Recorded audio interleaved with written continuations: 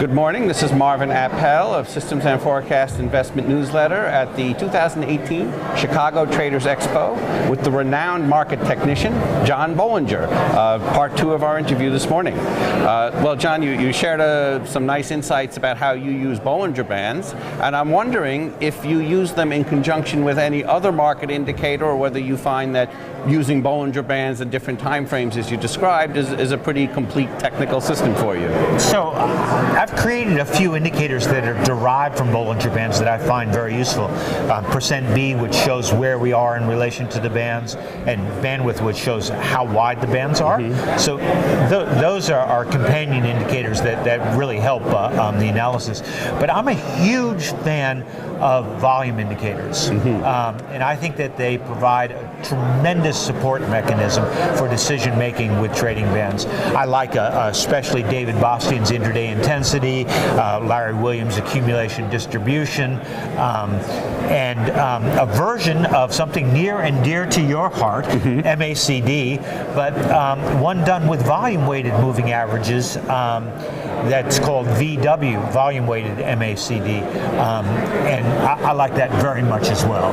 Oh, and you mentioned in your presentation yesterday about market breadth indicators. Are there any particular ones that you use as well, or is it mostly the volume that gives you the added insights that you like? So I think a market breadth overlay to portfolio management is a huge addition, just mm-hmm. adds tremendous amount of value.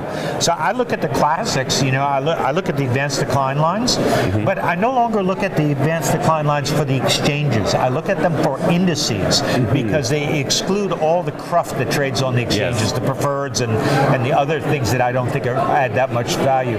So I look at the advanced decline line for like the S&P 500 or the Russell 1000 or the Russell 2000. I think those are very valuable indicators, and I'm a huge fan of new highs and new lows. I think that, they add tremendous amount of value as well. So I think that whole area, broad market timing overlay onto stock selection, such like that, is a huge value, but that's obviously something you know a lot about as well. Yeah, we found breadth indicators, also volume indicators, probably less into the volume than you are, but we found both of those very valuable adjuncts to price action itself. You mentioned in your talk, in your presentation yesterday, that your background is as a photographer and as a film expert. Do you consider yourself a visual investor, or do you use indicators in a more quantitative way, or some of both, depending on what the market is doing? I can do the visual investor thing. It's actually fun for me to do because I've done it for so long, and, mm-hmm. and I can just look at charts and get a feel of what's going on, especially if I add those couple of indicators that we talked about. But when it comes to running money, mm-hmm. I prefer a more systematic approach. I think it makes the whole process easier and less emotional, less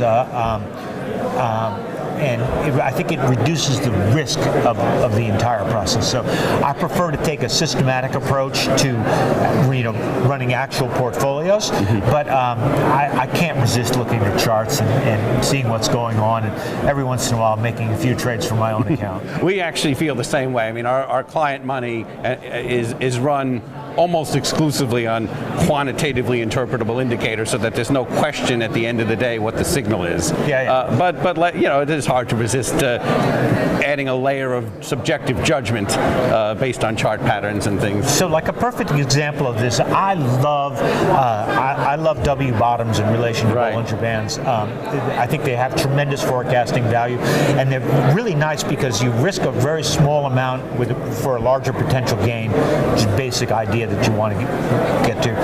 But it's really hard to program those W's to catch all of the W's. You can program them to catch, 80 or 80% of them or something like that. But there's a few that get away, but those you can get visually. So I think there's a balance there.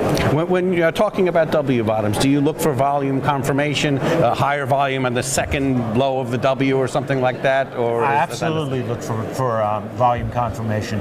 And some of those volume indicators we talked about before, very useful in relation to diagnosing W bottoms. Okay, well, it is unfortunately time for us to wrap up. Is there any way that people can get in touch with you if they'd like more information about your services? BollingerBands.com is the easiest way. Just scroll around the site. There's a bunch of tutorial information there, in addition to our own newsletter. And you're obviously in the newsletter business as well. We have, a full panoply of offerings there. I would recommend it's definitely worth a visit to the website. John, thank you very much. My pleasure.